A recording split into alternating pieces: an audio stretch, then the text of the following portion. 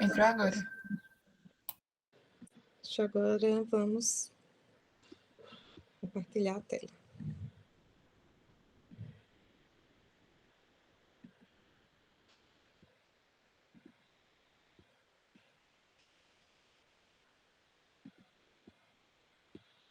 Eu tenho fé em Deus que eu vou conseguir modificar essa aula. A apresentação dela. Pronto, então, como eu falei, né, nós vamos falar hoje sobre a circulação pulmonar, coloquei aqui um pouquinho também da circulação brônquica, o edema pulmonar, que resulta justamente quando há um desajuste nesse sistema de drenagem, promovida pelo sistema linfático, né, ou em decorrência de um processo patológico que se instale, né, então, o sistema linfático não consegue dar conta da demanda de líquido gerado. E também vamos falar sobre o líquido pleural, um pouquinho, né? E tratar aí do derrame pleural também. Então, vamos lá. Então, como vimos na nossa primeira aula, nós podemos perceber dois tipos de circulações que se estabelecem nos pulmões, né? No sistema respiratório, que é a circulação de alta pressão e baixo fluxo, e a circulação de baixa pressão e alto fluxo. A circulação de alta pressão e baixo fluxo faz referência à circulação brônquica, certo? Que é aquela que, como eu falei na nossa primeira aula, vai ser responsável pela nutrição da árvore traqueobrônquica, certo? Enquanto que a circulação de baixa pressão e alto fluxo faz referência à circulação pulmonar, que é aquela onde vai acontecer, né, na intimidade ali dos alvéolos e vai permitir a difusão dos gases respiratórios, né? Então, o processo de difusão acontece justamente graças à presença desse tipo de circulação que é estabelecida aí no sistema, nos pulmões, né? Vamos resumir aí. Bem, então, com relação à circulação brônquica, nós temos aí as artérias brônquicas, que são ramos da aorta, que, né, saem da aorta, né, se ramificam e acabam, como eu falei, irrigando as áreas aí da árvore traqueobrônquica, ok? Então, vai levar o quê? Oxigênio, vai levar nutrientes necessários, né? Exose, no caso, a glicose, alguns mediadores importantes, alguns mensageiros também importantes. Então, quem vai ficar a cargo disso é a circulação brônquica. É ela que vai nutrir, como o próprio slide diz aqui, essa árvore traqueobrônquica. Então, vai suprir a traqueia, a árvore brônquica, e aí, quando a gente fala de árvore brônquica, envolve os brônquios e os bronquíolos, os tecidos de sustentação do pulmão, né, que é constituído por colágeno, sendo assim, tecido conjuntivo, como a gente viu, é rico em fibras de colágeno e elastina, faz parte aí do tecido conjuntivo, e as camadas das adventícias dos vasos sanguíneos, certo? Que também é tecido conjuntivo. Então, são essas as regiões que serão supridas, né, por esse tipo de circulação que vai promover a nutrição dessas regiões, dessas áreas. Já com relação à circulação pulmonar, a artéria pulmonar, ela vai participar desse tipo de circulação e também as veias pulmonares, né? A artéria pulmonar, ela entra nos pulmões e se bifurca, né, em artéria pulmonar direita e esquerda, e às vezes vai recolher, resultam da convergência, né, dos ramos, né, dos capilares que abastecem, né, ali os alvéolos. E graças a esse tipo de circulação, é possível as trocas gasosas, que vai acontecer com os capilares, entre os capilares pulmonares e o alvéolo. E a função, como bem sabemos, é levar sangue venoso das partes do nosso corpo para os capilares alveolares, justamente para promover esse processo de difusão dos gases respiratórios, uma vez que o sangue proveniente dessas áreas do nosso corpo já apresenta uma pressão parcial de oxigênio bem baixo, né? Enquanto que o dióxido de carbono, né, se apresenta elevado. Então, vai ocorrer a correção aí dessas pressões. Bem, então aqui é falando do sistema da circulação brônquica, onde o sangue arterial sistêmico, ele vai, né, suprir a árvore traqueobrônquica e aquelas estruturas que foram faladas, né? Então, a artéria brônquica é ela que vai ser responsável por esse processo, né? E os seus ramos.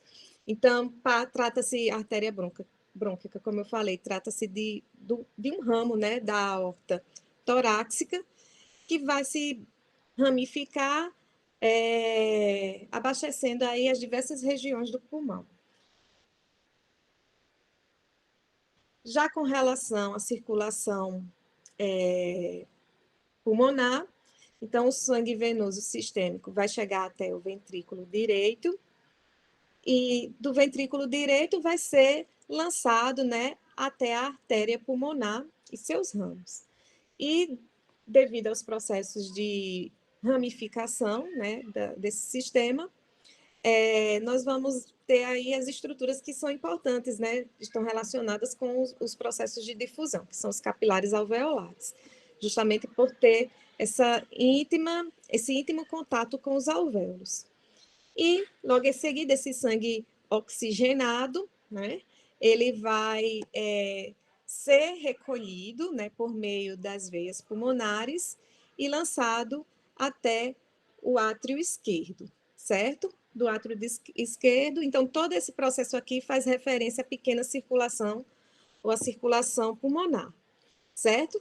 Então, do átrio esquerdo, o sangue, agora com uma pressão parcial de oxigênio satisfatória para os processos de difusão lá nos tecidos, esse sangue será lançado para o ventrículo esquerdo, e do ventrículo esquerdo vai chegar até a aorta, onde vai ocorrer a sua distribuição para as diversas regiões do nosso corpo. A anatomia funcional do sistema circulatório pulmonar. Então, a gente vai falar um pouquinho mais sobre esses vasos, né? Os vasos que estão envolvidos nesses processos. Então, vamos falar inicialmente da artéria pulmonar. A artéria pulmonar, a sua estrutura é fina, certo? Então, trata-se de uma estrutura fina. A sua espessura, né? A espessura da sua parede, ela vai ser 1/3 da espessura da aorta.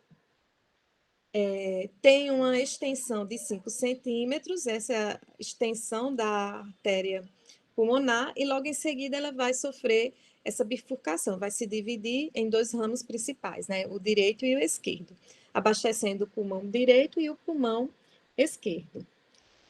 Seus ramos arteriais também terão paredes finas, e com relação à sua extensão também será curta, tendo diâmetros, né, tem diâmetros maiores, né, que os correspondentes sistêmicos. A luz é maior, né, nesses ramos. E são distensíveis, dando à árvore pulmonar grande complacência, cerca de 7 ml por milímetro cúbico de mercúrio. Lá vai o concurso. Então, o que é que acontece? Nós vamos observar uma alta complacência nesses ramos, né, pertencentes aí à artéria pulmonar, quando eu comparo com a aorta e os seus ramos, certo? Então, isso é importante porque é o que vai garantir que nos pulmões seja estabelecida aí uma pressão arterial praticamente, como foi visto lá no primeiro slide, né? Nós temos uma pressão arterial baixa, mas com um alto fluxo, certo?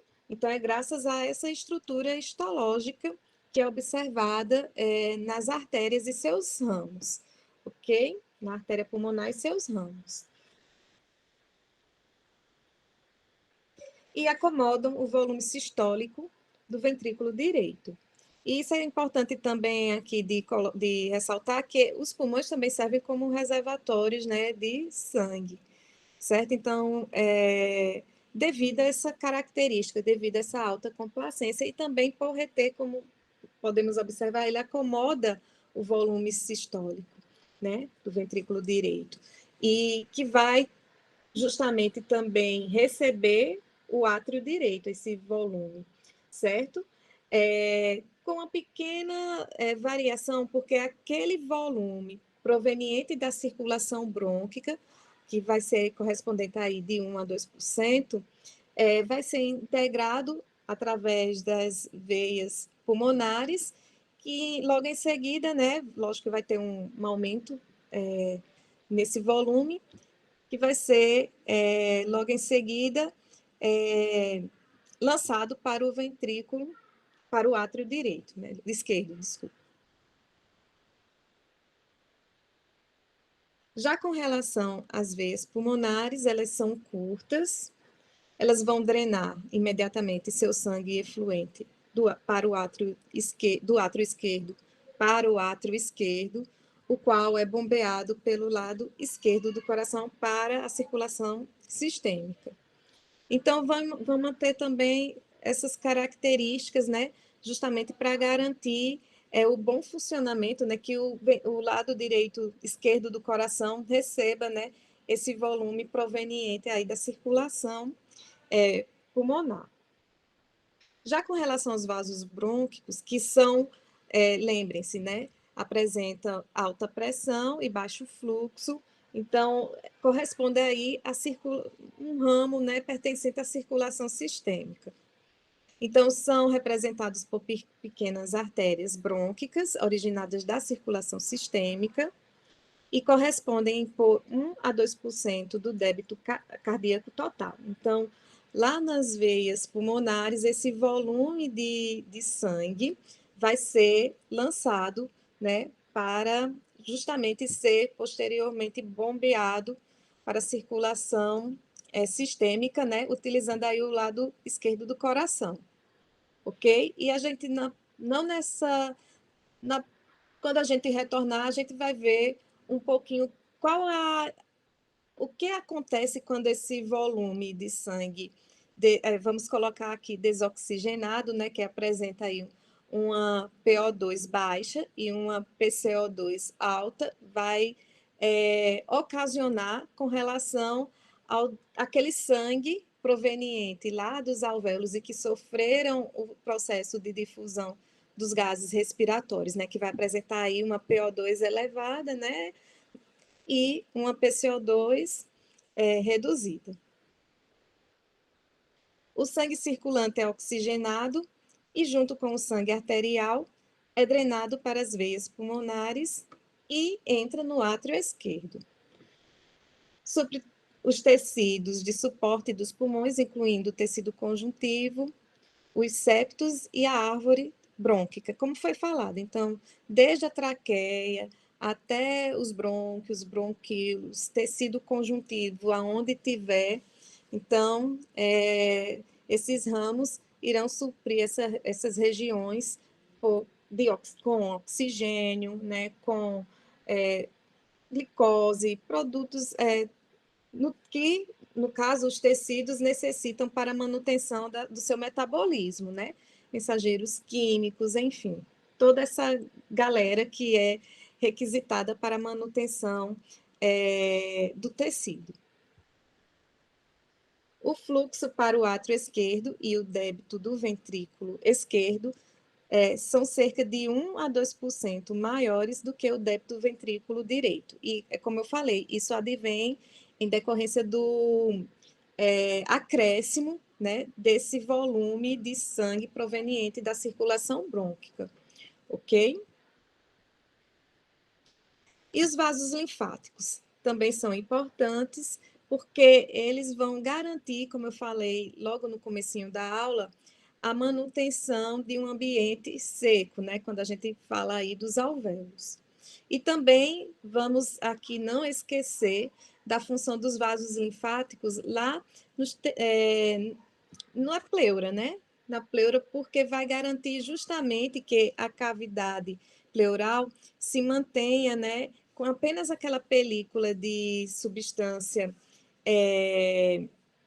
serosa que vai garantir os movimentos respiratórios. Então, quem vai bombear e quem vai gerar também aquela negatividade que a gente viu lá na cavidade pleural são os vasos linfáticos, que abastecem, né, essa região, ok? Então, funciona como uma bomba de sucção, retirando aí, né, todo o líquido excedente que é produzido pelas células que formam, né, as pleuras, tanto a visceral quanto a parietal. Bem, então, voltando aqui, estão presentes em todo o tecido de suporte do pulmão, ok? Removem partículas que chegam aos alvéolos e proteínas plasmáticas que escapam dos capilares, ajudando a prevenir o edema pulmonar.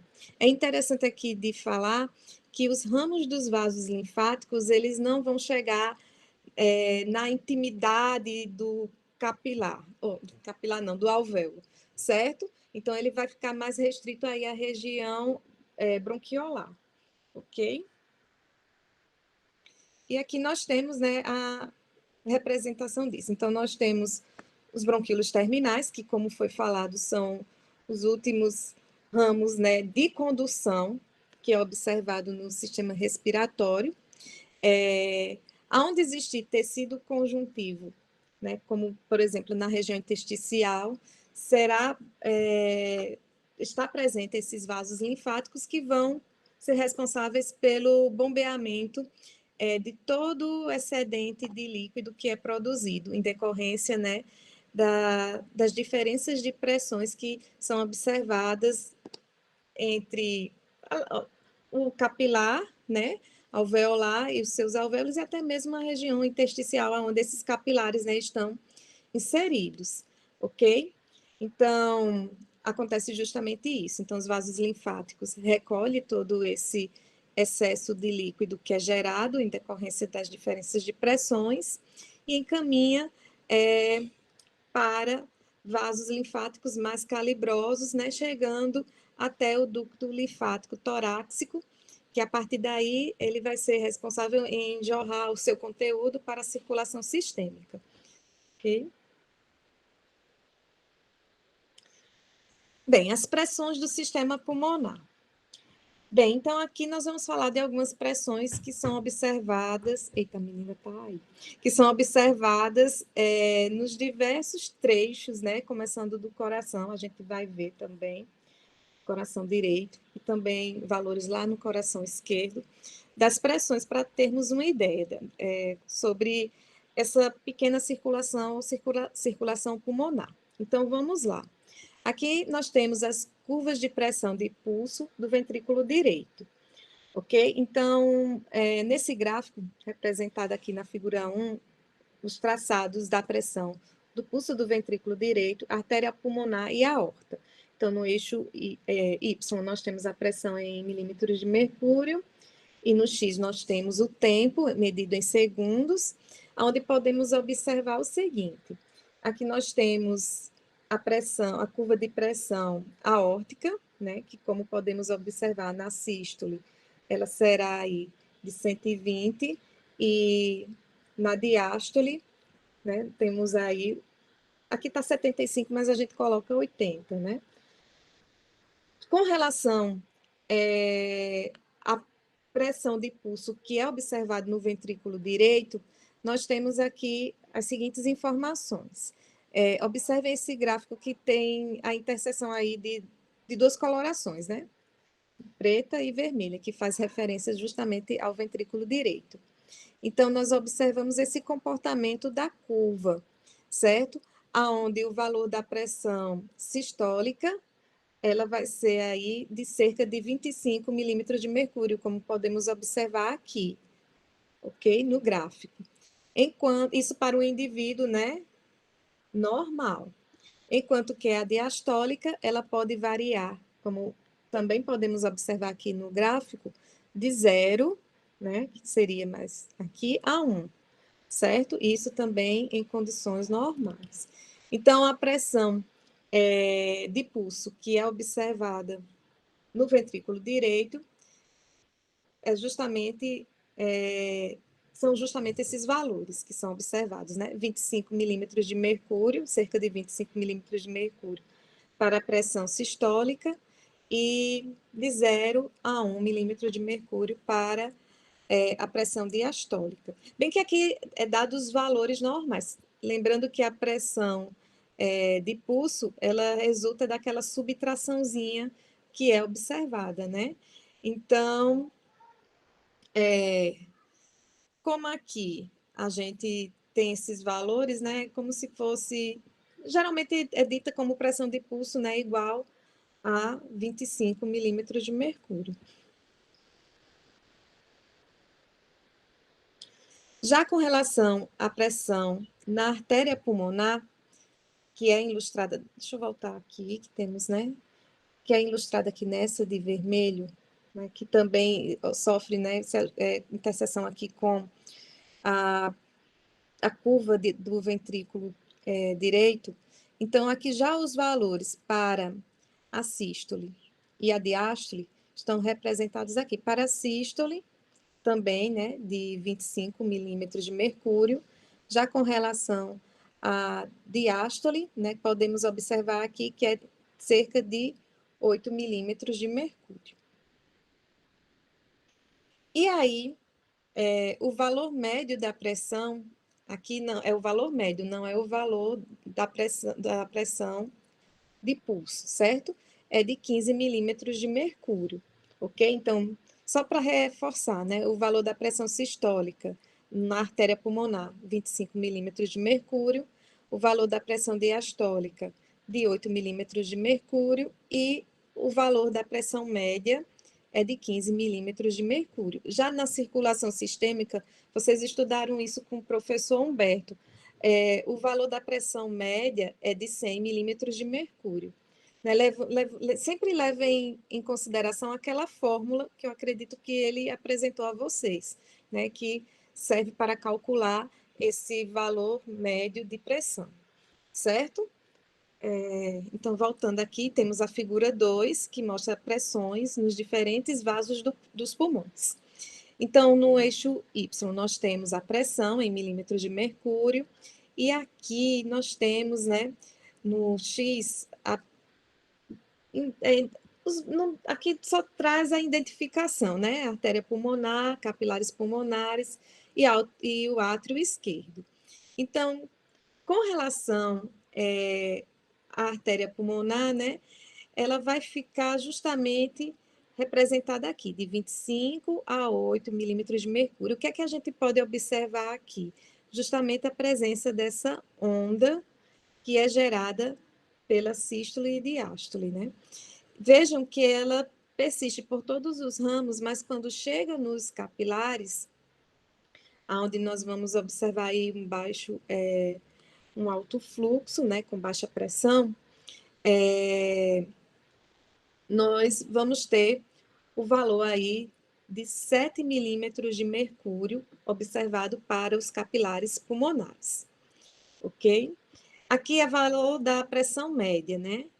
De 15 milímetros de mercúrio para a artéria pulmonar. Já para o átrio esquerdo, o valor estimado aqui é de cerca, né? É variável. Então, é de cerca aqui de 4, né? Deixa eu ver aqui direitinho, 4 milímetros de mercúrio. A pressão do capilar pulmonar, então a pressão média, como foi falada, né? Cerca de 7 milímetros de mercúrio, isso no ser humano normal. Já com relação à pressão arterial esquerda e à pressão venosa pulmonar, nós vamos ter aí os valores, né? Para a pressão arterial esquerda, os valores médios, né, são aí de cerca de 2, vai depender muito do decúbito do indivíduo, né? Se ele tiver em decúbito, ou seja, deitado, 2 milímetros de mercúrio, e com uma variação que pode aí ser de 1 milímetro de mercúrio a 5 milímetros de mercúrio. Esses valores também são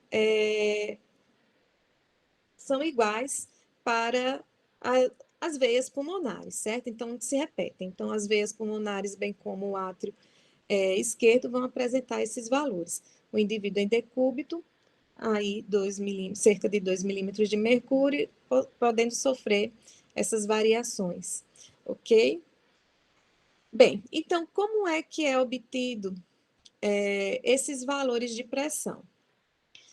A medida, ela vai ser indireta, onde será utilizada, né, um catéter, que é conhecido como catéter de Swaggans, que permite, né, fazer uma aferição indireta dos valores, né, pressóricos para tanto o ventrículo, vamos melhor dizendo, tanto para o capilar, quanto para a veia pulmonar e o átrio esquerdo, certo? Então, a medida é indireta e pode ser estimada pela a pressão em cunhadura ou em cunha pulmonar, que resulta justamente desse dispositivo. Então, esse catéter ele vai ser inserido e quando chegar nesses ramos da artéria mais delgados, né, mais menorzinhos da artéria pulmonar, ele vai ocluir a sua passagem, certo? E aí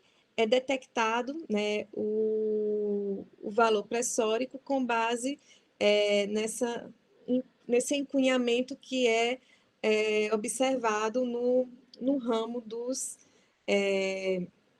das artérias, né, menores, que abastecem aí os pulmões. Então, a pressão em cunha, essa pressão de oclusão da artéria pulmonar, no caso dos ramos menores, é cerca de 5 milímetros de mercúrio. E isso nos dá a seguinte sugestão, que esses 5 milímetros de mercúrio acrescidos, mais 2 ou 3 milímetros de mercúrio, vai dar referência aí, né, justamente à pressão do átrio esquerdo, certo? Então, é com base nessa informação. Soma-se com 2 ou 3 milímetros de... Aliás, é maior do que 2 a 3 milímetros de mercúrio da pressão do átrio esquerdo. Bem, então aqui na figura 3 nós temos o catéter de artéria pulmonar, né, o catéter de Swaggans, que é utilizado para a medida do débito cardíaco e da pressão em cunha pulmonar. Na figura 4, vejam, só vou voltar aqui, vejam que esse catéter, ele apresenta na sua porção distal um dispositivo, né, que consegue, né, captar as informações, coleta as informações que podem, né, posteriormente ser utilizadas pelo profissional. Aqui também nós vamos ter um balonete que ele vai ser inflado quando ele, né, adentra, né, as diversas cavidades, mas ele vai passando e vai ser justamente nessa região aqui que ele vai ser inflado. Então, na figura 4, nós temos a inserção do catéter em veia periférica até o átrio direito do coração. Então, o que é que podemos observar? O catéter ele vai trafegar, né, e vai ser responsável pela coleta de informações relacionadas à pressão de forma direta do átrio direito, aí aqui, como podemos observar, também pode obter informações do ventrículo direito, da artéria pulmonar. Então, essas áreas do coração podem ser medidas de forma direta utilizando o catéter de Swaggans, certo? Vejam que ao adentrar na artéria pulmonar e seguir aí essa via, né? Então, nós vamos observar que vai ocorrer a insuflação desse balonete justamente para, ao passar, né, ocluir, ok?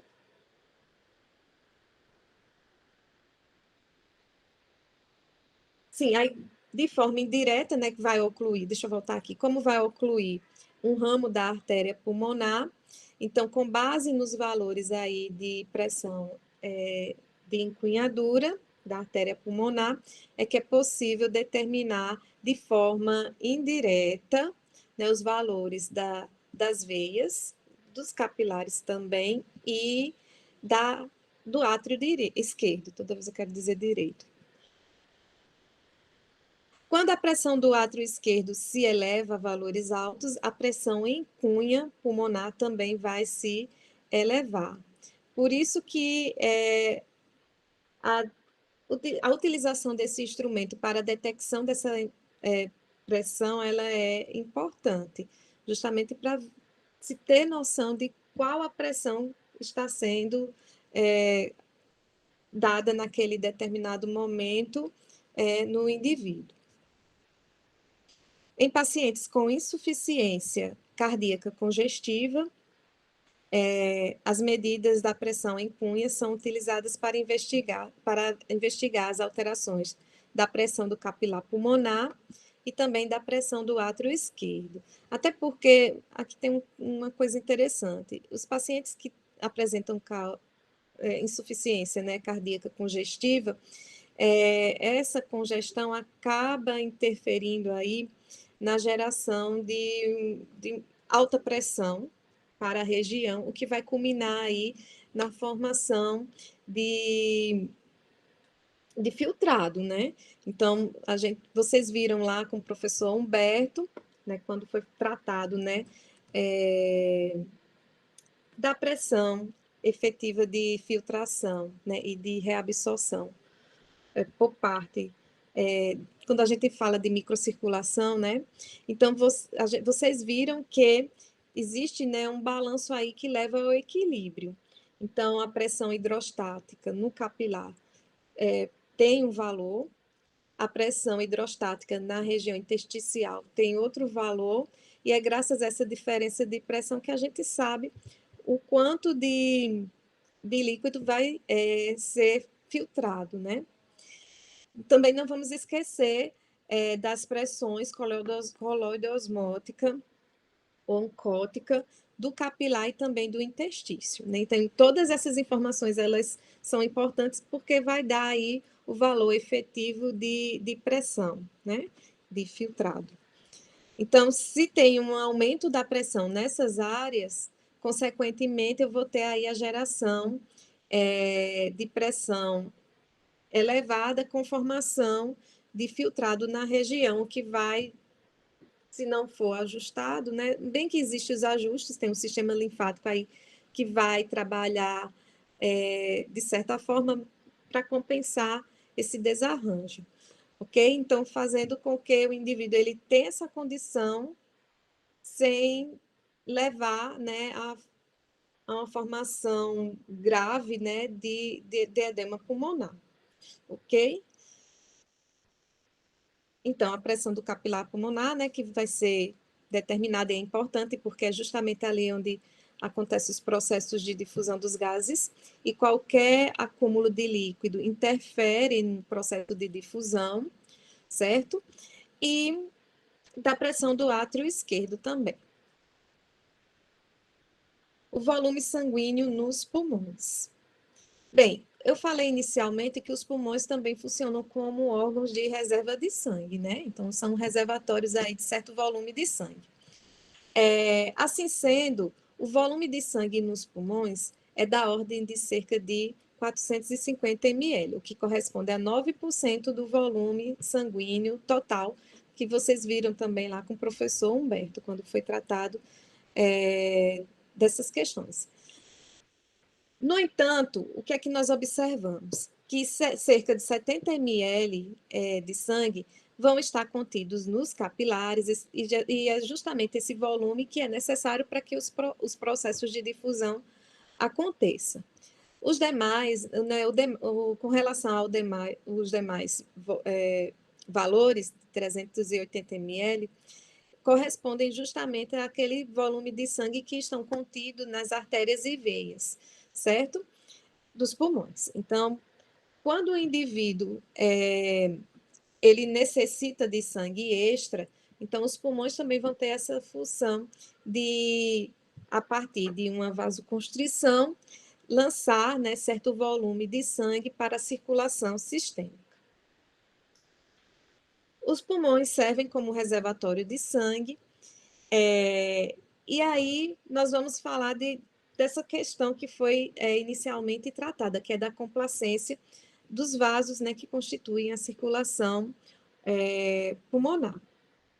Bem, vimos, né, que os pulmões detêm 450 ml, 70 vão estar destinados aos processos de difusão, estão lá contidos nos capilares, e o volume restante presente nas demais ramos desse sistema.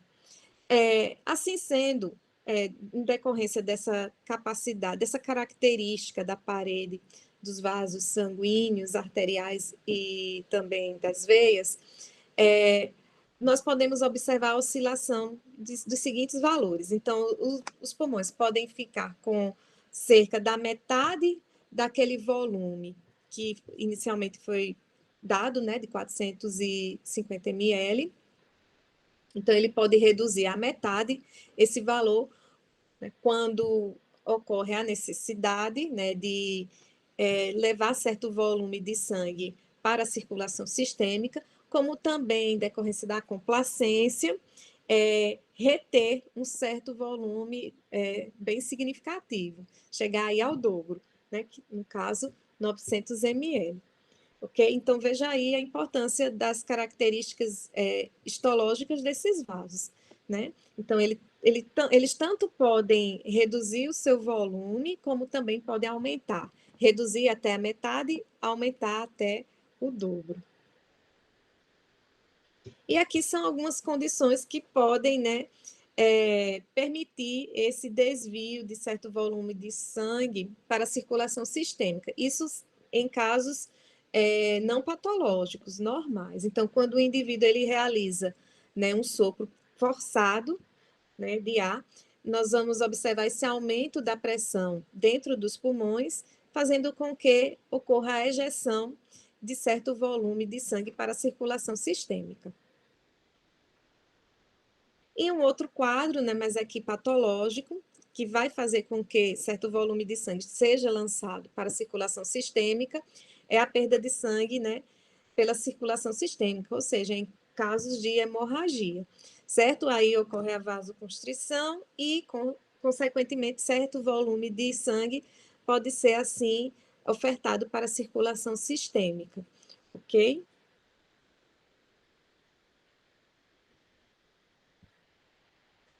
A patologia cardíaca pode desviar sangue da circulação sistêmica para a circulação pulmonar. E aí nós temos as duas patologias que podem ser aí, responsáveis por esse desvio. Nós temos a insuficiência cardíaca esquerda e a estenose ou regurgitação mitral. Então, são condições que vão favorecer aí esse desvio da circulação sistêmica para a pulmonar. E isso acaba, né, gerando aí um aumento da pressão, tanto dos capilares, quanto também podemos observar essa alteração lá nas veias e no ventrículo esquerdo. O efeito, acúmulo de sangue na circulação pulmonar, até 100%, com consequente elevação das pressões vasculares pulmonares. E aí é o que a gente viu, né? Os pulmões podem reter aí até 900 ml de sangue, certo? Em decorrência desse desvio, que no caso é patológico. O fluxo de sangue pelos pulmões e sua distribuição. Para falar um pouco sobre o fluxo sanguíneo nos pulmões, né? E é interessante a gente também abordar um pouco sobre as características dos alvéolos, né, nos pulmões. Isso no indivíduo que estiver em posição ortostática. O que é que acontece? No ápice dos pulmões, nós vamos observar uma pressão alveolar maior do que aquela que é observada na base dos pulmões, certo? E isso resulta justamente da influência da pressão, da força gravitacional, né? Então, consequentemente, o que é que acontece? Os alvéolos mais inflados na porção superior do pulmão acabam, né, comprimindo, né, aquelas que estão na base. Também vamos levar em consideração o fluxo de sangue que abastece essas regiões, certo? Então, um certo volume maior vai, não certo volume maior, mas em decorrência da força gravitacional, né, a pressão hidrostática, que é observada, então, consequentemente, esse volume, essa maior pressão que é observada nessa região, com relação aos vasos, acabam, né, comprimindo também esses alvéolos, ok? Então, é basicamente isso. Então, nós vamos observar uma pressão maior nos alvéolos na região apical do pulmão, enquanto que nas regiões, né, mais inferiores, a tendência é que ocorra uma redução dessa pressão. Bem, então, já com o fluxo de sangue, este vai ser igual ao débito cardíaco, ou seja, 5 litros por minuto. Os vasos pulmonares, em certas condições, atuam como tubos distensíveis, passivos, e se dilatam com o aumento da pressão e se estreitam com a diminuição da pressão. Então, também nós vamos observar esse comportamento com os vasos sanguíneos. Onde é que esses vasos sanguíneos eles vão apresentar essa condição? Onde eles vão estar mais distensíveis e onde eles estão menos distensíveis, sempre levando em consideração os valores das pressões, certo? Então, os vasos que estão presentes aqui na região apical, o que é que acontece? Como os alvéolos, né? Como eu falei, os alvéolos estão bem distendidos, né? A pressão alveolar aí alta. Acaba, né, esse efeito gerando a obliteração de muitos vasos sanguíneos nessa região. Levem também em consideração o valor da pressão hidrostática, né, nessa região, para os vasos.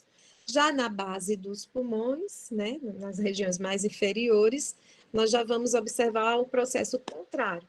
A pressão alveolar vai ser menor, enquanto que a pressão nos pulmões, né, nos vasos, melhor dizendo, aqui dessa região dos pulmões, serão bem maiores, né? Então, por isso que é observado maiores pressões hidrostáticas para os vasos nessa região mais inferior do pulmão do que nas regiões mais apicais.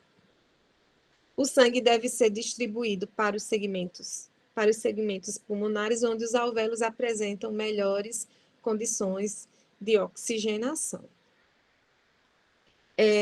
E mais uma vez é isso, né? Então, aonde tiver ótima oxigenação, nós vamos observar aí os vasos sanguíneos abastecendo. Aquelas áreas mal ventiladas, o que nós vamos observar é justamente a obliteração, o desvio desse sangue para as áreas que apresentam melhores ventilações. Então, isso é um mecanismo até interessante de ser observado no sistema, nos pulmões, porque, vejam bem, isso poupa até energia. Então, realizar trocas gasosas, justamente naquelas áreas onde acontecem, né, a oferta de oxigênio, né, numa pressão satisfatória. E com isso, né, ocorre esse desvio do fluxo sanguíneo. Consequentemente, os vasos dessa região vão estar obliterados. Ocluídos, como queiram. A diminuição do oxigênio alveolar reduz o fluxo sanguíneo alveolar local e regula a distribuição do fluxo sanguíneo pulmonar. Foi o que falei, né? Áreas bem ventiladas vão apresentar fluxo sanguíneo interessante.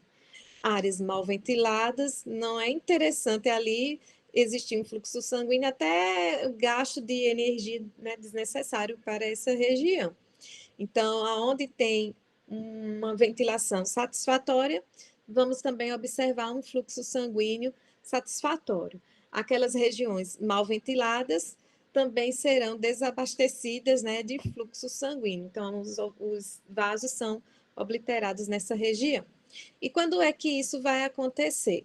Quando a concentração, aqui está falando em concentração, né? Mas lembre-se que a gente trabalha sempre com pressão, né? Então, quando a concentração do oxigênio está abaixo de 70%, isso equivale a uma pressão de 73 milímetros de mercúrio. Então, quando a pressão do oxigênio se encontra nesse valor, nós consideramos essa área, né, mal ventilada. Assim, os alvéolos pulmonares, eles fazem, não vão apresentar condições satisfatórias para que ocorra o processo de difusão. E aí nós temos a seguinte condição, né? Por que é que esses vasos, eles ficam obliterados? Justamente porque ocorre a liberação de substâncias vasoconstritoras ou redução da liberação de vasodilatador pelo tecido pulmonar. Então, são possivelmente essas duas condições que serão observadas nessa região de malventilação. Com isso, nós vamos ter aí a vasoconstrição das artérias ou arteríolas e arteríolas, né? Fazendo com que ocorra um desvio desse sangue para aquelas áreas mais bem ventiladas. Isso faz com que também ocorra o aumento da resistência vascular, cerca de 5 vezes mais do que é observado quando a gente tem a presença dessas má ventilações nos alvéolos e, consequentemente, a vasoconstrição dos vasos que abastecem esses alvéolos. Assim sendo, nós vamos ter uma redução do fluxo sanguíneo, né, por conta dessas condições, certo? Lembrando que ou está envolvida aí um vaso constritor ou um vaso dilatador produzido de forma insuficiente.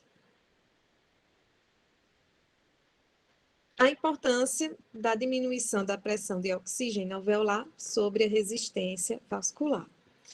Então, a importância é a seguinte, é distribuir o fluxo sanguíneo para onde ele for mais eficiente, ou seja, para as áreas dos pulmões que estejam mais bem ventiladas. Né? Essa é a importância de se diminuir a pressão de oxigênio alveolar sobre a resistência. Então, levar para aquelas áreas que, de fato, participam, né, dos processos de difusão. Efeito dos gradientes de pressão hidrostática nos pulmões sobre o fluxo sanguíneo regional pulmonar. Bem, então nessa figura nós temos um pulmão, né, podemos observar os pulmões de um indivíduo que está em posição ortostática. Então, como eu falei, né, esse indivíduo está sob a influência da gravidade. Assim sendo, né, a gente, como foi falado, né, as áreas mais superiores, nós vamos observar uma pressão maior uma pressão maior alveolar em comparação com as porções inferiores do pulmão. Com relação ao fluxo, também nós vamos observar isso aí, né, o fluxo de sangue. Então, os vasos sanguíneos das regiões apicais vão apresentar uma pressão hidrostática menor do que aquelas que são observadas nas regiões mais inferiores. Aqui nós vamos encontrar pressões hidrostáticas maiores, certo? Para os vasos. Então, a ação da pressão hidrostática em um indivíduo normal em posição ereta, ortostática, né? Então, aqui mostra a influência dessa pressão. Sim, com relação aos pulmões, o ponto mais baixo fica a 30 centímetros do ponto mais alto, levando em consideração sempre o coração, certo? A altura do coração. Então, a gente vai sempre levar em consideração isso. Assim sendo, a pressão arterial pulmonar na porção mais superior do pulmão, ela será cerca de 15 milímetros de mercúrio menor que a pressão pulmonar no nível do coração, certo? E a pressão arterial pulmonar, na porção mais inferior, ela será cerca de 8 milímetros de mercúrio maior que a pressão pulmonar no nível do coração. Então, sempre leva-se em consideração aí o nível do coração para estabelecer essas diferenças aí de pressões com relação, né, à artéria pulmonar. Na figura 5, nós temos o fluxo sanguíneo em diferentes níveis do pulmão de uma pessoa em pé, de repouso e durante o exercício físico. Então, aqui são as áreas, né, do pulmão. Então, a área mais superior, a intermediária e a inferior do pulmão. Nós podemos observar nessa curva em vermelho que quando o indivíduo ele está em pé, em repouso, as áreas superiores elas vão apresentar um baixo fluxo sanguíneo, né? Quando leva em consideração aí a unidade de tecido. Nas regiões intermediárias, né, nós observamos já um aumento desse fluxo sanguíneo e na porção mais inferior nós observamos, né, um aumento ainda maior, ok? Então, as diferenças de pressão arterial pulmonar têm efeito sobre o fluxo sanguíneo nas diferentes áreas do pulmão. Isso resulta justamente da questão, né, da pressão hidrostática que é estabelecida, né, nessas regiões. Já durante o exercício físico, né, como podemos observar aqui, nós vamos também ter essa diferença, né, então o fluxo sanguíneo vai ser, quando eu comparo com o inferior, vai ser maior, né? No indivíduo intermediário também vai ser, ou na região intermediária do pulmão do indivíduo também vai ser maior, bem como na área inferior. Então, o indivíduo em repouso apresenta aí fluxo sanguíneo muito mais baixo na parte superior dos pulmões, mas na porção inferior ela será 5 vezes maior. E aí nós temos as zonas de fluxo sanguíneo pulmonar, que garantem, né, a observação das seguintes condições. Então, nos alvéolos capilares, nós vamos observar tanto a distensão quanto a compressão dos vasos. Eles vão ser distendidos quando a pressão do capilar alveolar ela é elevada. E a compressão vai ocorrer justamente quando a pressão do alveolar atua sobre as paredes vasculares externas, né, comprimindo aí esse vaso. Como a gente viu, acontece lá nas regiões, né, superiores dos pulmões, certo? Então, distensão, a pressão hidrostática está elevada, compressão tem a influência aí da pressão alveolar sobre as paredes dos vasos. Bem, assim, quando a pressão do alveolar é maior que a pressão do capilar alveolar, ocorre interrupção do fluxo sanguíneo em decorrência do fechamento do vaso, certo? Já quando a pressão alveolar ela é menor do que a pressão hidrostática, né, para o vaso, que seja esse de ramo arterial venoso, nós observamos justamente o fluxo sanguíneo ocorrendo nessa área, ok? Então, na figura 6, nós temos a mecânica do fluxo de sangue nos pulmões. Então, aqui nós temos os padrões ou zonas de fluxo sanguíneo. Nós temos a zona 1, zona 2 e zona 3, representada aqui nessa figura, onde nós temos esse tubo representando o vaso com uma porção arterial e uma porção venosa. Olha o alvéolo aqui interagindo com esse vaso. Nessa zona, o que nós observamos? Que a pressão hidrostática arterial, nessa área aqui do alvéolo, ela vai ser menor do que a pressão alveolar. Isso também é observado para a porção venosa, né, do capilar nessa região. A gente está falando, né, já do alvéolo, então dos capilares que envolvem aí essa estrutura. Então, a porção arterial vai apresentar uma baixa pressão, em decorrência dessa compressão, e a extremidade venosa também. Então, aqui, olha o vaso comprimido, então não há fluxo sanguíneo aqui, então não é vantajoso não estar ocorrendo processos de difusão nesse alvéolo. Na zona 2, nós vamos observar a seguinte condição. Então, deixa eu falar aqui para o pessoal. Ei, estou dando aula. Esqueceu. É porque Manuzinha está completando 1 ano e 6 meses, aí o pessoal fica empolgado. Ah, professora, já já a senhora vai lá também dar um cheiro. Mulher fica assim, mas também sou do grupo. Então, vamos voltar aqui. Então, nós temos o alvéolo e veja aqui o comportamento do vaso. Veja que ora ele está distendido, ora está comprimido.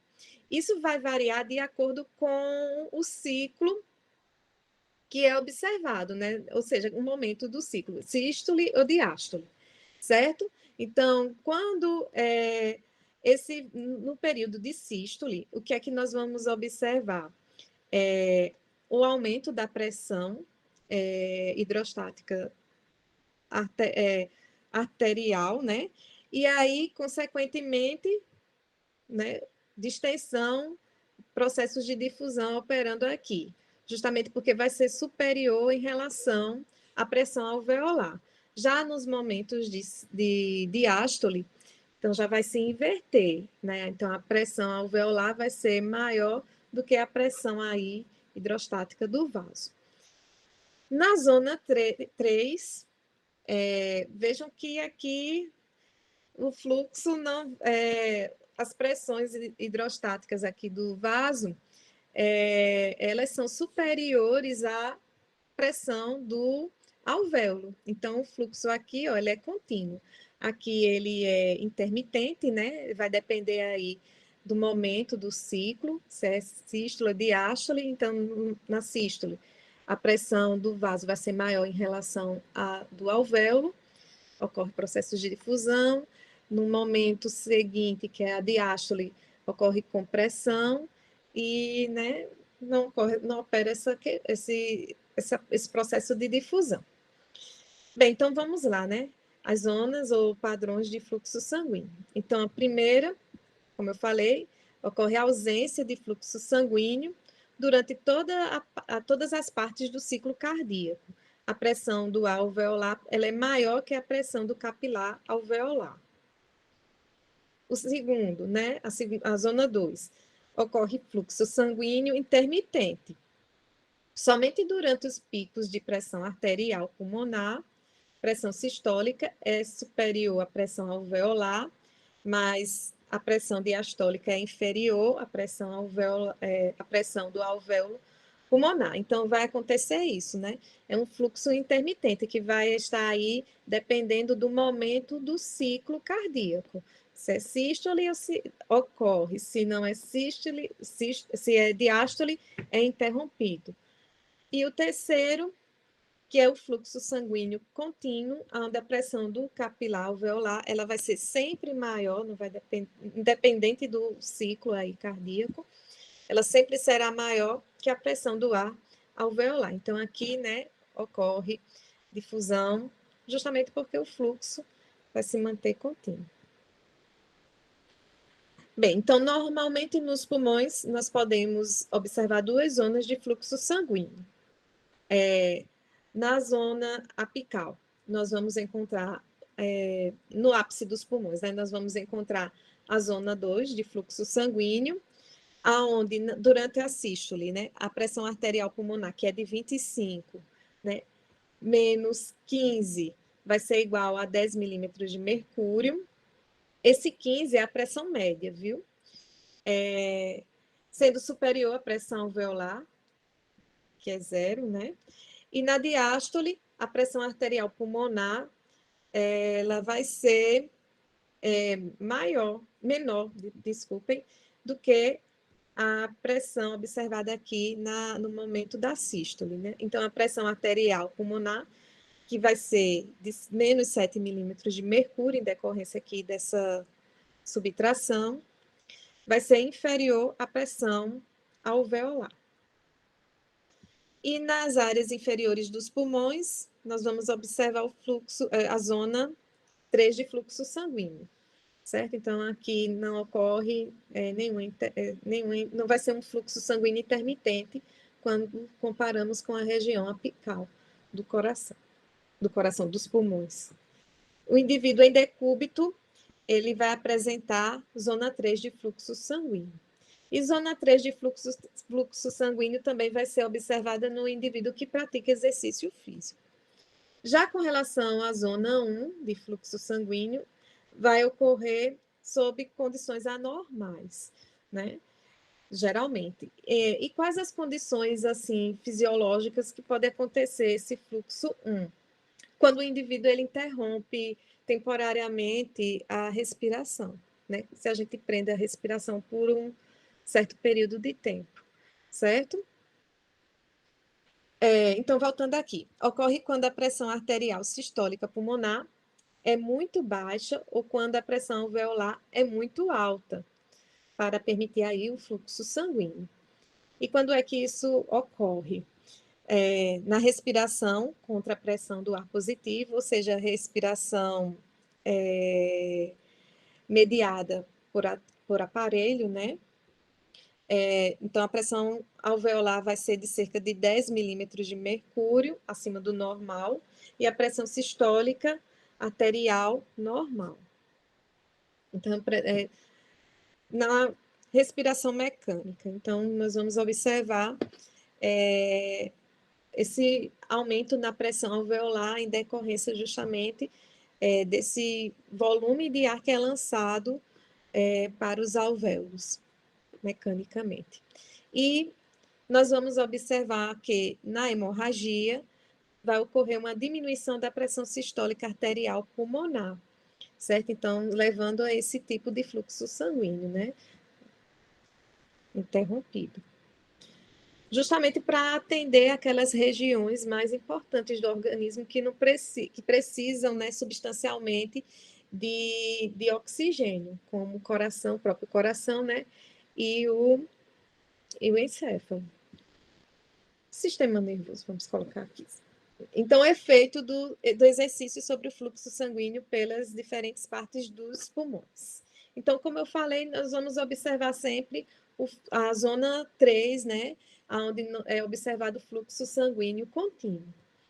Então, durante a atividade física, vai ocorrer um aumento do fluxo da região superior dos pulmões, cerca de 70% a 80%.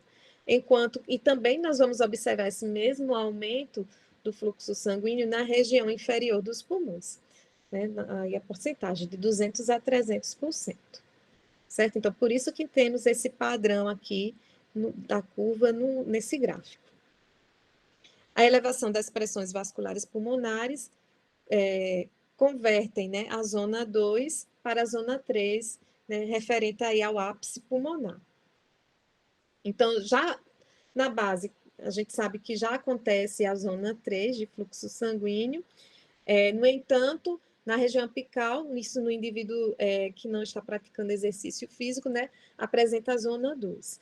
Quando ele se exercita, então essa zona 2 ela é convertida em zona 3, porque justamente os valores pressóricos, né, arteriais aí acabam sendo superiores à pressão alveolar. O débito cardíaco aumentado durante o exercício intenso é normalmente acomodado pela circulação pulmonar, sem grandes acréscimos na pressão arterial pulmonar. E isso decorre justamente das características histológicas, né? A complacência aí desses vasos, né? Que acabam, né? Comportando esse volume de sangue quando ocorre esse aumento aí do débito cardíaco. que na prática do exercício físico, esse débito cardíaco aumenta cerca de 6 a 7 vezes, né?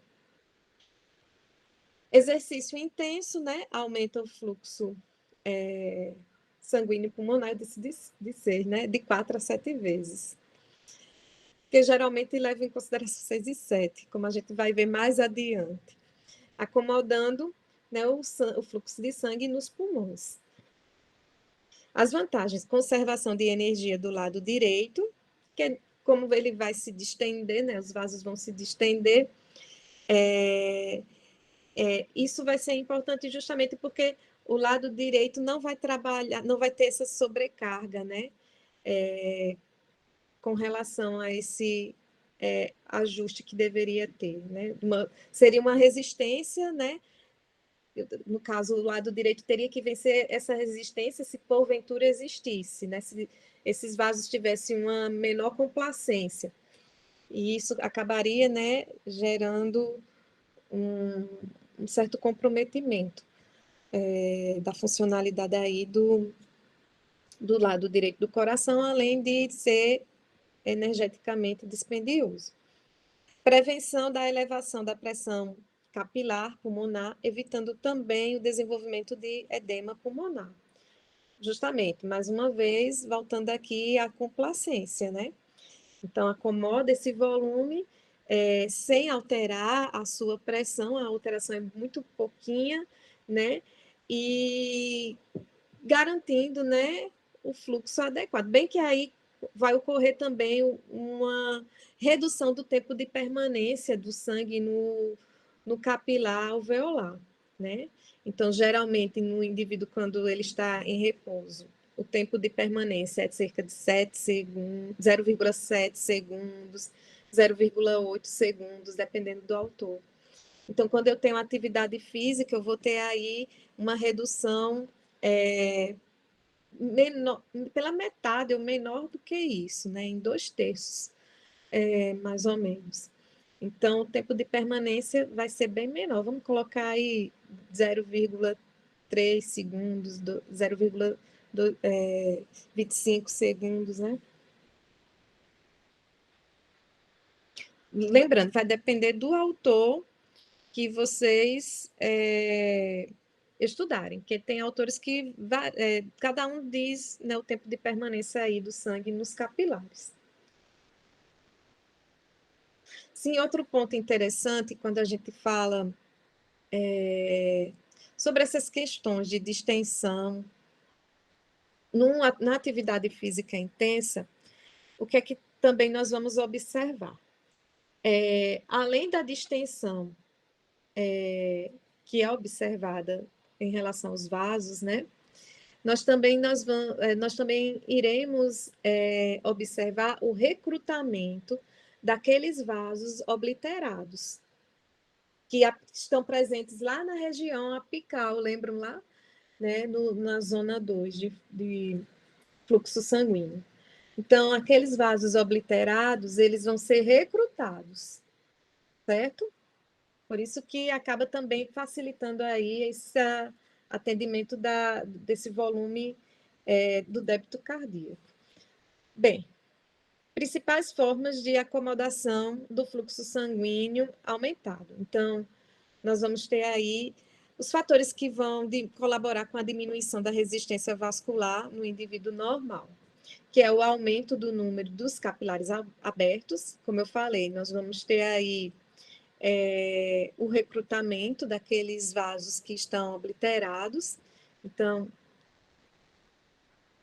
aumento do número de capilares abertos até 3 vezes, a distensão de todos os capilares e o aumento da velocidade de fluxo, que aumenta aí cerca de 2 vezes, certo? Então, esses fatores acabam colaborando com essa diminuição da resistência vascular, certo? E, por fim, nós temos, né, o aumento da pressão arterial pulmonar, que, nesse caso, não é tão significativo assim, é um pequeno ajuste, certo? Então, são esses aqui tratando do recrutamento dos vasos, que estão obliterados, e aqui a distensão e o aumento da velocidade do fluxo sanguíneo, justamente porque ocorreu, né, o aumento do débito cardíaco. Pressão arterial pulmonar. Então, nessa figura 7, nós temos no eixo Y, desculpem, a pressão arterial pulmonar, medida em milímetros de mercúrio, e no X o débito cardíaco, em litros por minuto. Então, nessa figura 7, nós temos o efeito sobre a pressão arterial pulmonar média causado pela elevação do débito cardíaco. Então, como o débito cardíaco, geralmente, o Guyton, ele coloca 5 litros por minuto, bem que aqui na figura está ilustrando aqui 4 litros por minuto, né? Isso no indivíduo em repouso, ok? Vejam que a pressão arterial, como a gente viu, ela é de 8, né? 8, ela oscila, né? Vamos colocar lá que ela oscila, né? Tem a sistólica e a diastólica, e a pressão média, certo? A pressão média, como a gente viu, é de 15 milímetros de mercúrio. Então, aqui é mais ou menos, vamos levar em consideração a pressão média, que é de 15 milímetros por mercúrio, ok? Então, quando ocorre o aumento dessa pressão arterial, né? Vejam que é sutil, certo? Não é um aumento exagerado. Veja que de 15 pode chegar, vamos dizer aqui, até ao máximo, que é o que acontece na atividade física, que é de 20 litros por minuto, né?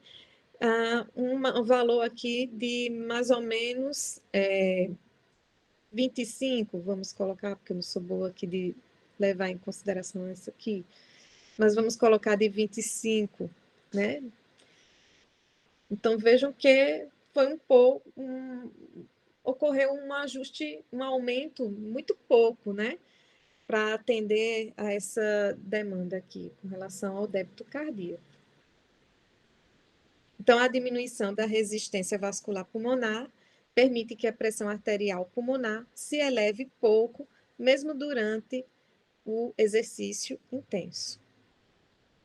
Então, função da circulação pulmonar quando a circulação atrial esquerda se eleva como resultado da insuficiência cardíaca esquerda. Então, o sangue fica retido, consequentemente, não há um bombeamento satisfatório, né? E aí ocorre o aumento, né, das pressões. Né? Tanto esse aumento acontece lá nos capilares pulmonares, quanto também nas veias, o que vai repercutir também aí no ventrículo esquerdo, certo? No ventrículo esquerdo, não, no átrio esquerdo. Bem, então a pressão atrial esquerda nunca se eleva acima de 6 milímetros de mercúrio, né? Mesmo durante o exercício intenso. As pequenas alterações da pressão atrial esquerda não têm efeitos significativos sobre a circulação pulmonar. Isso levando em consideração esses pequenos ajustes. Já a falha do lado esquerdo do coração pode levar ao acúmulo de sangue no átrio esquerdo, o qual pode elevar a pressão a valores de 40 a 50 milímetros de mercúrio. A elevação da pressão arterial, ela pode ocorrer até 7 milímetros de mercúrio, tendo pouco efeito sobre a circulação pulmonar, acima de 7 ou 8 milímetros de mercúrio, elevações da pressão arterial pulmonar, resultando em aumento da carga do lado direito do coração e aumento da pressão capilar pulmonar, e acima de 30 milímetros de mercúrio, que são elevações similares às pressões observadas lá nos capilares, com probabilidade de desenvolvimento de edema pulmonar. Então, é essa a problemática, o aumento da pressão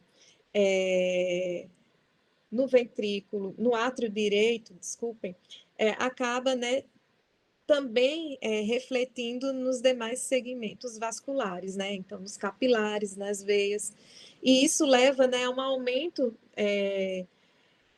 da atividade do lado direito do coração, certo? Esse aumento da pressão que é observado nos capilares pulmonares, que são áreas onde vai acontecer esses processos de microcirculação, então acaba ocorrendo os desajustes aí, né, quando a gente for falar mais adiante das pressões, fazendo com que ocorra força efetiva e acúmulo de líquidos, né, nessa região, tanto do interstício, né, e muitas vezes do interstício partindo para a luz dos alvéolos. A dinâmica capilar pulmonar. Então, aqui a gente vai falar justamente desses valores de pressões que são observados, né, nos capilares pulmonares. Então, o sangue do capilar flui como uma lâmina de fluxo, né, nas paredes alveolares. Então, como a gente pode observar, imaginem só, né, um folheto de sangue envolvendo essas estruturas. É basicamente isso que acontece, certo? A pressão do capilar pulmonar, como foi falado, é de 7 milímetros de mercúrio. Na sistêmica, quem recorda, né? 17 milímetros de mercúrio, certo? Isso a pressão hidrostática, ok? Que é medida, quem se recorda também, lá na circulação sistêmica, esses valores são obtidos por medições indiretas, certo? Daqui também, como a gente viu, o método de obtenção desses valores é indireto. Aí o tempo de permanência do sangue nos capilares pulmonares. Então, débito cardíaco normal, cerca de 8 segundos, e o débito cardíaco aumentado, cerca de 0,3 segundos. Essa aqui, Guyton colocou 8 aqui. É porque às vezes eu fico lendo outros autores, aí é 0,7. Aí acabo ficando 7 na cabeça. Trocas de líquidos nos capilares pulmonares e dinâmica dos líquidos no interstício pulmonar. Então, aqui nós vamos ver esses valores, né, que são interessantes, né, para no final a gente ter a força efetiva de filtração. Então, ou a pressão efetiva de filtração. Então, a dinâmica de troca de líquidos através da membrana dos capilares pulmonares é qualitativamente a mesma encontrada nos tecidos periféricos, então segue o mesmo padrão. No entanto, o que é que vai distinguir um dos outros, da circulação, o que é observado nos capilares pulmonares dos sistêmicos? É justamente os valores, certo? Que são diferentes. Então, são apenas quantitativamente diferentes quando leva-se em consideração os valores. Então, aqui nós temos, né, a pressão do capilar pulmonar, cerca de 7 milímetros de mercúrio, como vimos na circulação sistêmica, é 17. A pressão no líquido intersticial do pulmão pode variar dependendo do método de aferição, né, método indireto de aferição, chegando aí de menos 5 milímetros de mercúrio a menos 8 milímetros de mercúrio. No interstício, né, dos tecidos do nosso corpo, nós vamos observar, dependendo da região, né, mas geralmente é subatmosférico, né, de menos 3 milímetros de mercúrio. Eu vou colocar, mas depende muito da região. Vou levar em consideração a região intersticial, formada por tecido conjuntivo. Pressão coloidosmótica do líquido intersticial pulmonar, cerca de 14 milímetros de mercúrio. Com relação à sistêmica, 8 milímetros de mercúrio. A pressão positiva, assim, com relação à pressão coloidosmótica, que é observada no capilar, é o mesmo para que é observado nos capilares sistêmicos, né? Que é de 24 mil. Eita, 24? 18? Eita, agora deu um branco. Quem recorda? Hein, gente? 24 milímetros de mercúrio. 24 milímetros de mercúrio, acho que é. Sim, deixa eu voltar aqui. Pressão positiva superior à pressão atmosférica. O que é que acontece quando essa pressão positiva é superior à pressão atmosférica, né? Ou seja, maior que 0 milímetros de mercúrio. Pode acontecer o rompimento das paredes alveolares, né? Quando a pressão alveolar ela é demasiadamente elevada. E, consequentemente, o acúmulo de líquido oriundo do espaço intersticial nos alvéolos, ok? Então, pode acontecer tanto o rompimento das paredes alveolares, como também pode acontecer o surgimento de líquido proveniente da região intersticial para a luz do alvéolo, quando ocorre desajustes dessas pressões, certo? Bem, então aqui nós temos a interrelação ou interrelações entre pressão do líquido intersticial e outras pressões. Então, é 28, dizendo 24, 28. Então, aqui nós temos, né, a pressão hidrostática no interior do vaso, de 7 milímetros de mercúrio, a pressão hidrostática na região intersticial, de 8 milímetros de mercúrio, a pressão coloidosmótica, né, 28 milímetros de mercúrio para o vaso, e para a região intersticial, de 14 milímetros de mercúrio. A diferença aqui, gente, vejam que aqui eu acho que tem um errinho, né? Vai ser de 1 milímetro de mercúrio, que é o valor justamente de força efetiva de filtração. Então, a pressão, essa pressão a mais é o que faz com que ocorra a filtração de líquido para essa região. E aqui nós temos, né, a atuação da bomba linfática, retirando esse líquido excedente, certo? Vale também lembrar que a extremidade venosa do capilar, ele também é responsável pela reabsorção dessas substâncias, né, que são filtradas, ok?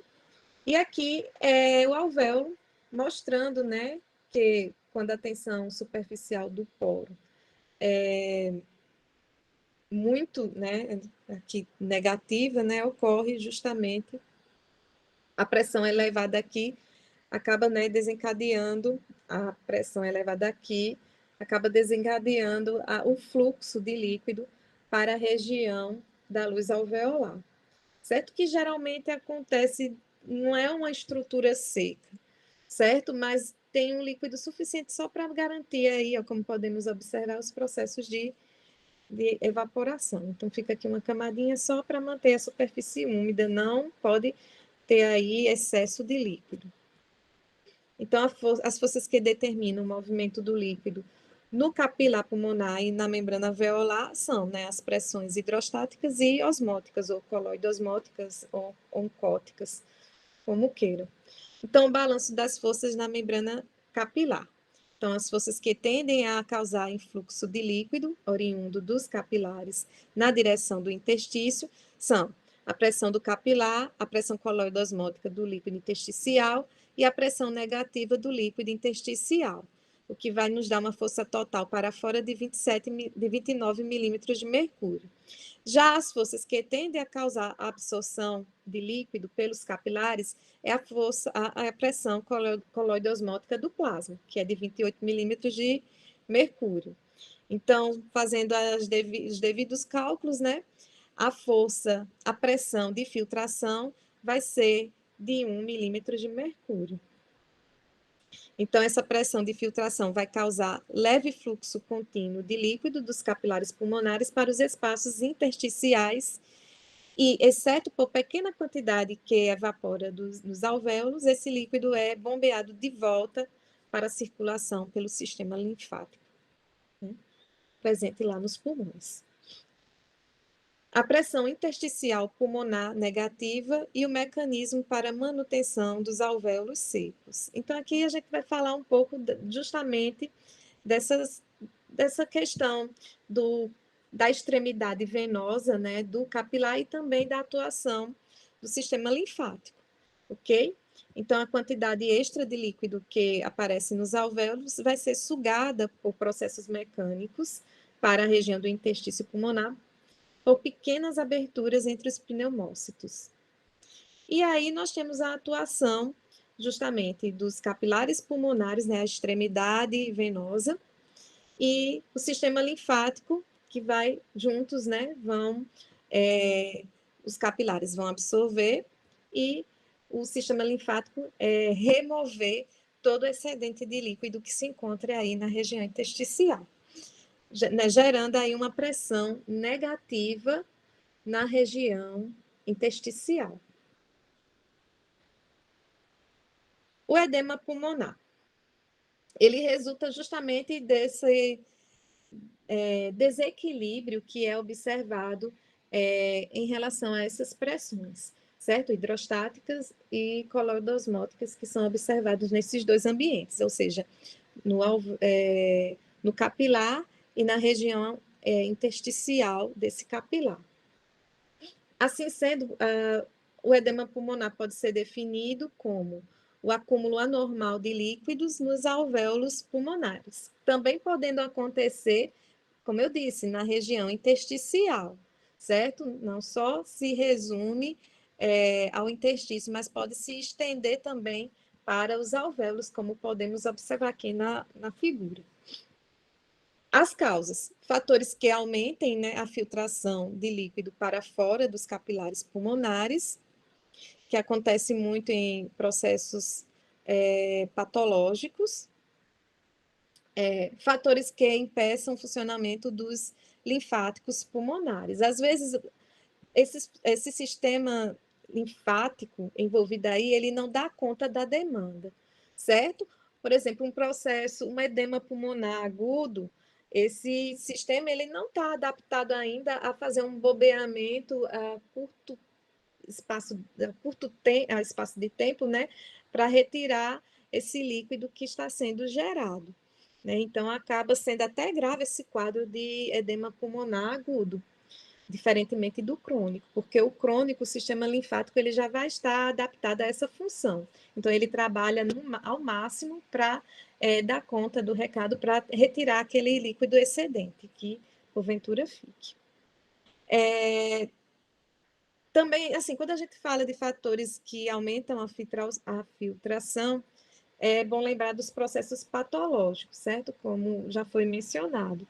Então, alguns micro-organismos acabam, né, interferindo aí nessa dinâmica homeostática que é observada aí nos processos de pressões, né, hidrostática e coloidosmótica dessas regiões.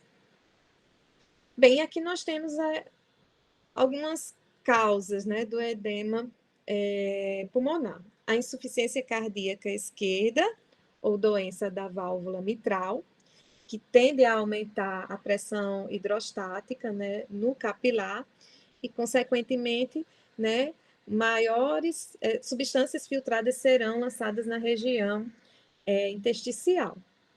No entanto, aqui tem a vantagem que o sistema linfático ele vai estar trabalhando no seu máximo, justamente para manter aquele ambiente seco, digamos assim, sem líquido excedente, certo? Isso leva tempo. A lesão das membranas dos capilares pulmonares, causada por infecções ou pela inalação de substâncias tóxicas. E aqui tem que ter cuidado, principalmente a inalação de substâncias tóxicas, bem como também o quadro de infecção, mas a inalação tóxica, porque pode se instalar um edema pulmonar agudo, né? E se não for de imediato sanado esse dano, o indivíduo ele pode morrer, certo? Aqui são as patologias que podem... Isso aqui é só um resumo, né? Geral. Então, a gente pode ainda destrinchar, né, aqui, principalmente com relação a esse ponto 2, né, as doenças e as substâncias que podem promover esse quadro de edema pulmonar. Fatores de segurança de edema. Então, a gente viu que a pressão coloidosmótica, ela tem um valor de 28 milímetros de mercúrio, certo? Então, até 28 milímetros de mercúrio, se porventura a pressão hidrostática se elevar, né, até 28 milímetros de mercúrio, que é o mesmo valor de pressão coloidosmótica do vaso, não vamos perceber, não vai ter tanto dano, certo? Porque justamente nós estamos trabalhando aí com o fator de segurança, que é justamente 28 milímetros de mercúrio. Se ocorrer o aumento acima desse valor, aí sim ocorre a formação de filtrado, né, na região intersticial. Então, a ocorrência de edema pulmonar significativo decorre da elevação da pressão do capilar pulmonar até valores acima da pressão coloidosmótica do plasma do capilar, que como foi visto, né, de 28 milímetros de mercúrio. No ser humano, o fator de segurança agudo contra o edema pulmonar é de 21. Lembrando que esse 21 resulta do seguinte cálculo, né? O valor do capilar, né, que é de 27, você subtrai do valor coloidosmótico, certo? Porque já tem 7 milímetros de mercúrio lá. Então, pode aumentar até 21 milímetros. Será que eu estou sendo clara? Pode aumentar até 21 milímetros de mercúrio, certo? Porque somando com 7 milímetros de mercúrio, que é observado nos capilares pulmonares, chegamos até 28 milímetros de mercúrio, que é o valor de pressão observado, né, para a pressão coloidosmótica do capilar. Bem, então aqui na figura 8, nós temos a velocidade da perda de líquido para os tecidos pulmonares quando a pressão atrial e a pressão capilar pulmonar, consequentemente, do lado da pressão atrial esquerda, está elevada. Bem, então aqui nós temos, isso aqui foi uma pesquisa realizada em cães, certo? Onde a pressão atrial esquerda, na verdade, a pressão coloidosmótica, o fator de segurança de edema pulmonar é de 25, que é o mesmo valor observado para a pressão coloidosmótica do plasma em cães. Então, aqui nós podemos observar no eixo Y a velocidade de formação do edema, que vai ser igual ao líquido de edema por hora, dividido pelo peso seco dos pulmões. E no X, a pressão atrial esquerda, medida em milímetros de mercúrio. Então, vejam, né, que gradativamente, né, ocorre um aumento dessa pressão, até determinado ponto, né, que é mais ou menos aqui. Dá o quê? Uns 24 milímetros de mercúrio. Então, quando esse valor ultrapassa, né, o fator de segurança, né, então é dado início, né, à instalação do processo de edema pulmonar, como podemos observar aí, em decorrência do aumento da pressão atrial, que consequentemente vai refletir na pressão do capilar alveolar, certo? Então, por isso, nós temos esse aumento que é observado aqui na formação do edema. Até mais ou menos 24, né, milímetros de mercúrio, não é observado a instalação desse processo, né? Só quando ultrapassa. Fator de segurança em condições crônicas. Então, a pressão capilar cronicamente elevada, né, de 40 a 45 milímetros de mercúrio, que é observado, como foi visto, né, em algumas condições patológicas, como a insuficiência cardíaca, né, congestiva, ela leva um certo tempo, né, para acontecer, né? Então, aqui leva até cerca de 2 semanas. Isso vai provocar resistência nos pulmões contra o edema, justamente porque o que é que acontece? Os vasos linfáticos, eles vão estar expandidos, eles vão aumentar a sua capacidade de filtração, né? Até 10 vezes mais, que chega a ser o máximo que pode esse sistema trabalhar, certo? Então, aqui não ocorre, se ocorre a formação do edema, este edema vai ser logo sanado em decorrência da atividade dos vasos linfáticos.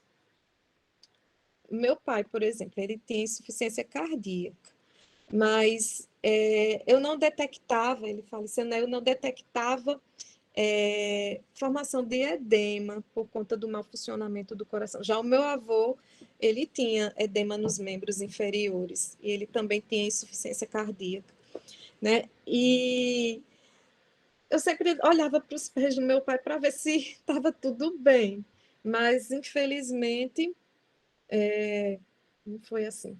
Mas a causa da morte dele também ainda não foi na época detectada, não ficou inconclusiva, né? Não conseguiram chegar a, um, a causa da morte, não. Mas ele tinha também, além da insuficiência cardíaca, ele tinha asma crônica grave. Aí ninguém sabe se foi a asma que provocou a morte ou se foi o coração que estava fraquinho. Enfim, é só Deus. E teria que fazer uma autópsia, né? Mas ninguém aqui em casa tinha condições para isso, não. Então vamos lá. Rapidez da morte em edema pulmonar agudo. Por isso que eu digo, né? A gravidade que está aqui, né? Em geração, principalmente em quadros, né, em que se instala logo essa condição. Bem, então, quando é que isso acontecer? Vejam que aqui, ó, a elevação da pressão do capilar vai de 25 a 30 milímetros de mercúrio acima do nível do fator de segurança. Quando eu comparo com os quadros crônicos, né, a gente percebe que os valores, né, são bem maiores, mas, no entanto, tem a atuação do sistema linfático, né, atuando.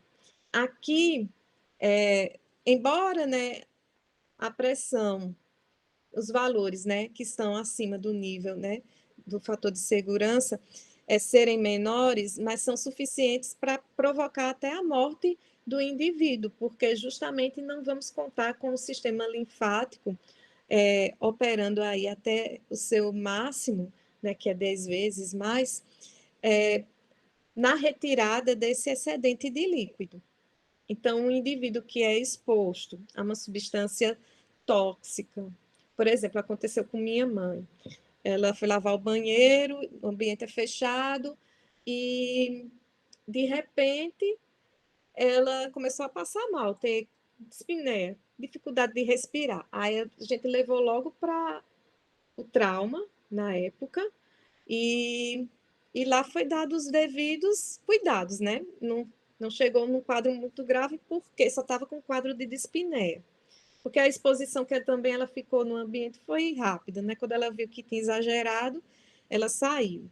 Né? E aí foi o uso de glicocorticoide, né? Inalação também. Ela fez. Lá o pessoal, não sei se colocou medicação, não me recordo mais. Só me lembro do glicocorticoide, uma dose que ela tomou bem alta. E ficou em observação durante um período de tempo, né? Olha o perigo aí, né? A pessoa que está exposta a vapores de cloro, né? Complicado. Então, pode se instalar um quadro de edema pulmonar e, se não, a pessoa não for imediatamente socorrida, né, acaba morrendo em horas ou minutos. O líquido na cavidade pleural. Então, agora a gente vai falar um pouco sobre a cavidade pleural, as pleuras, que a gente até já viu no comecinho da nossa disciplina, do nosso componente, melhor dizendo. A cavidade pleural consiste, né, corresponde ao espaço úmido existente entre as membranas pleurais, né, visceral e a parietal, e aqui a gente vai repetir mais uma vez, a visceral revestindo os pulmões, a parietal as paredes da cavidade torácica. É considerado um espaço potencial, porque não corresponde a um espaço físico, é um espaço virtual.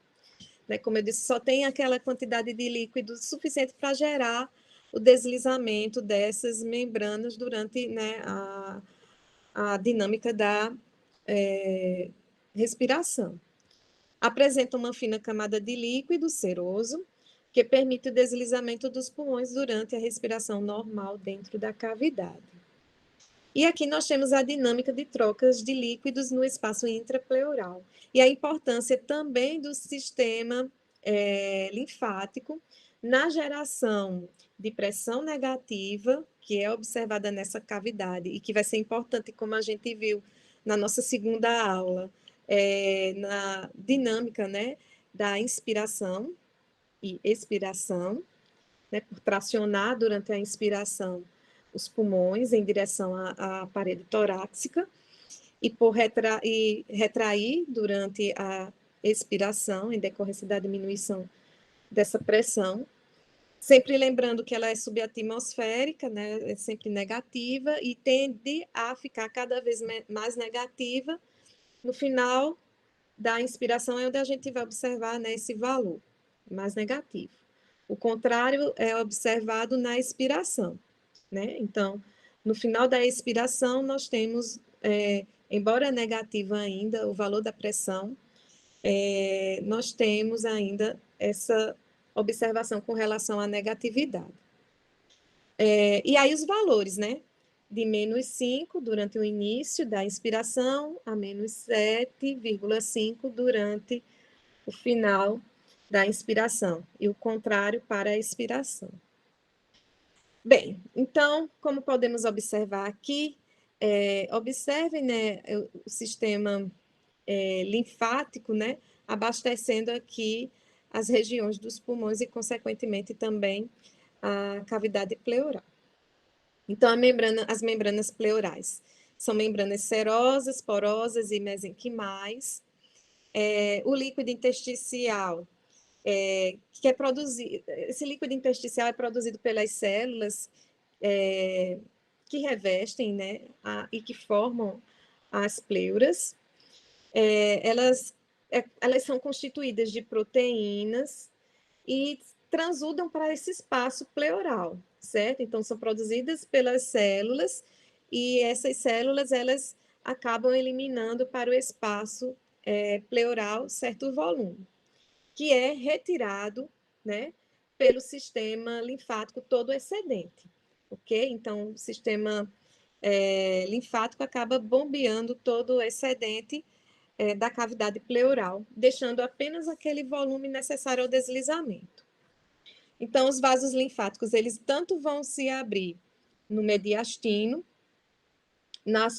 como também na superfície superior, né, como podemos observar, aqui não tem, né, do diafragma, e na superfície superior do diafragma e nas superfícies laterais da pleura parietal, como podemos observar aqui. O sistema linfático que abastece, aqui, na verdade, ramos desse sistema que abastece a região aqui do diafragma, a gente não tem a visão aqui. A pressão negativa do líquido pleural. Então, o valor da pressão gerada pelo bombeamento no espaço pleural pelos vasos linfáticos é cerca de menos 7 milímetros de mercúrio, que é observado lá no final da inspiração. A importância é manter os pulmões expandidos, uma vez que os mesmos têm a tendência normal a colabarem em uma pressão de cerca de menos 4 milímetros de mercúrio. Então, lembram que no início da inspiração, o valor é de menos 5 milímetros de mercúrio, certo?